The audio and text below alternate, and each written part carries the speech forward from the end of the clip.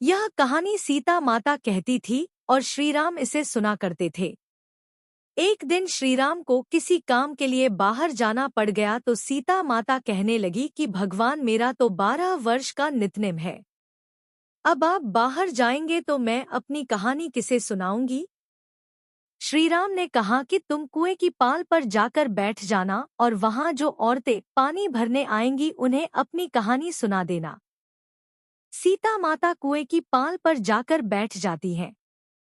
एक स्त्री आई, उसने रेशम की जरी की साड़ी पहन रखी थी और सोने का घड़ा ले रखा था।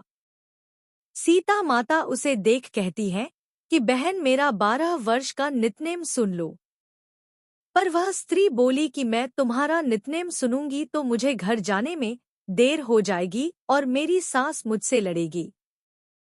उसने कहानी नहीं सुनी और चली गई।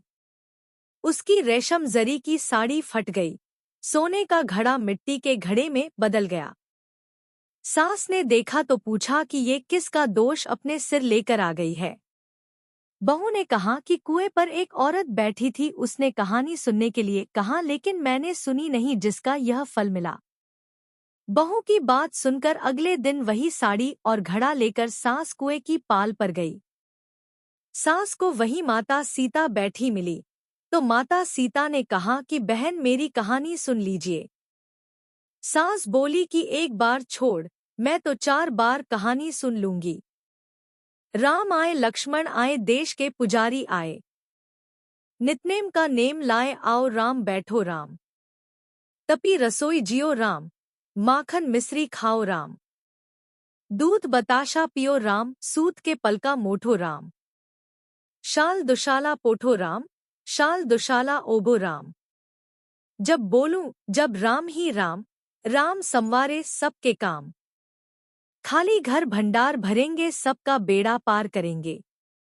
श्री राम जय जय राम। सास बोली कि बहन कहानी तो बहुत अच्छी लगी। कहानी सुनकर सास घर चली गई और उसकी साड़ी फिर से रेशम जरी की बन गई।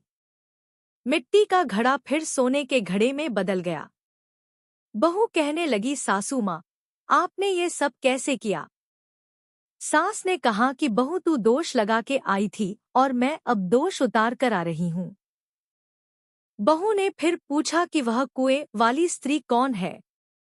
सास बोली कि वे सीता माता थी। वे पुराने से नया कर देती हैं, खाली घर में भंडार भर देती हैं। वह लक्ष्मी जी का वास घर में कर देती हैं। आदमी की जो भी इच्छा हो उसे पूरा कर देती हैं। बहू बोली किसी कहानी मुझे भी सुना दो। सास बोली कि ठीक है तुम भी सुनो और सास ने कहानी शुरू की। राम आए लक्ष्मण आए देश के पुजारी आए, नितनेम का नेम लाए आओ राम बैठो राम। तपी रसोई जियो राम, माखन मिश्री खाओ राम। दूध बताशा पियो राम, सूत के पलका मोठो राम। शाल दुशाला पोठो राम, शाल दुशाला ओबो राम। जब बोलूं जब राम ही राम, राम संवारे सबके काम। खाली घर भंडार भरेंगे सबका बेड़ा पार करेंगे। श्री राम जय जय राम। कहानी सुनकर बहू बोली कि कहानी तो बहुत अच्छी है। सास ने कहा कि ठीक है इस कहानी को रोज कहाँ करेंगे। अब सास बहू रोज सवेरे उठती, नहाती धोती और पूजा करने के बाद नितनेम की सीता की कहानी कहती। एक दिन उनके यहाँ एक पड़ोस की औरत आई और बोली कि बहन जरा सी आंच देना तो वह बोली कि आंच तो अभी हमने जलाई ही नहीं। पड़ोसन ने कहा कि तुम सुबह 4 बजे से उठकर क्या कर रही हो फिर। उन्होंने कहा कि सुबह उठकर हम पूजा करते हैं, फिर सीता माता की नितनेम की कहानी कहते हैं। पड़ोसन ने उनकी बात सुनकर फिर कहा कि सीता माता की कहानी कहने से तुम्हें क्या मिला। वे बोली कि इनकी कहानी कहने से घर में भंडार भर जाते हैं, सारे काम सिद्ध होते हैं, मन की इच्छा भी पूरी होती है।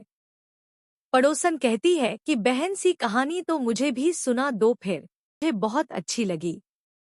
अब वह पड़ोसन भी नितनेम सीता माता की कहानी कहने लगी। कहानी कहने से सीता माता ने पड़ोसन के भी भंडार भर दिए। अब तो पूरे मोहल्ले में नित्नेम की कथा चल पड़ी। हर किसी की मनोकामना पूरी होने लगी।